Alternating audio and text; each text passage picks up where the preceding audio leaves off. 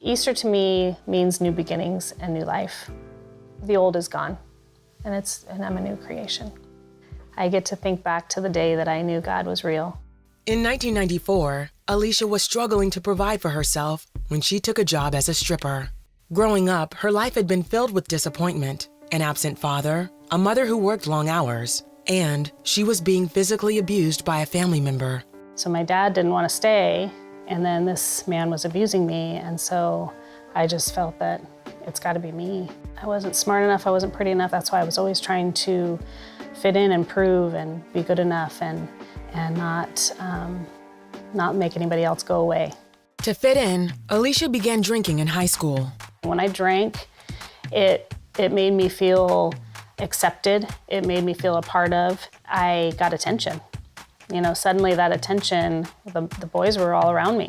There was times where I was with boys and I was too afraid to even say no to them because I just was so insecure of what they would think and what they would say. When Elisha got pregnant at 21, her child's father walked away. I just always felt like I had to fend for myself and that I was never going to have someone who was just in my corner.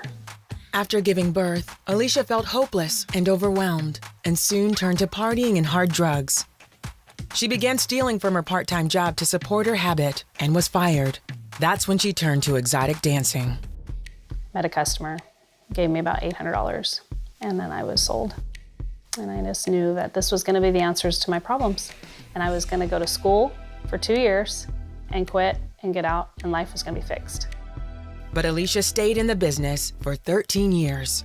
She thought her life was finally changing for the better when she fell in love and got engaged. He was going to be my savior. And one day, he called me on the phone and said he was done. The next day, I didn't even want to live.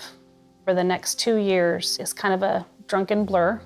She threw herself even deeper into a life of drinking, drugs, and dancing. Then, over Easter weekend in 2009, Elisha discovered she was pregnant again. I'm just distraught. Like, what do I do? Because I can't have another child. I didn't know the father. And it was just this embarrassing, shameful, just moment of my life that I was like, what is going on? How did I get here again? And so I remember contemplating abortion. Elisha had gone to church as a child, but now she only attended on Easter Sunday with family. She joined her mother in church the following day. It was someone introducing their production, and I heard her say at the end, and the name of our production today is called Eternal Choices. And I knew in that moment, wait a minute, she's talking to me, and this is God. When she returned home, Elisha knew it was time to make her choice. She reached for the Bible she had been given as a gift the month before and began to read about King Solomon. And I got on my knees on the floor. I just cried out to God and said, God, I cannot make this decision on my own. I need your guidance. And I literally opened up to 1 Kings 3:24, and the first words I read was, bring me my sword, I'll cut the baby in half and give one half to one woman, one half to another.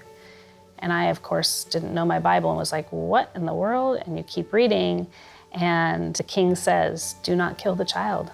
Give it to the woman that wants it to live, for she is its real mother. And I knew in that moment, for the first time in my life, how real God was, because there was no other explanation as to why I opened up to that page. And I sat there probably for 15 minutes in tears. God was calling to me of like, choose me this time. Elisha vowed to keep her baby and surrendered her life to Christ. For the first time, I felt truly loved and accepted no matter what I had done, no matter who I had been, and he had never left my side. He was still there despite everything that had happened. Elisha stopped doing drugs and walked away from the strip club. She began attending church and growing in her faith. She's also a pastor and shares God's love with women in the sex industry as part of As You Are Ministries.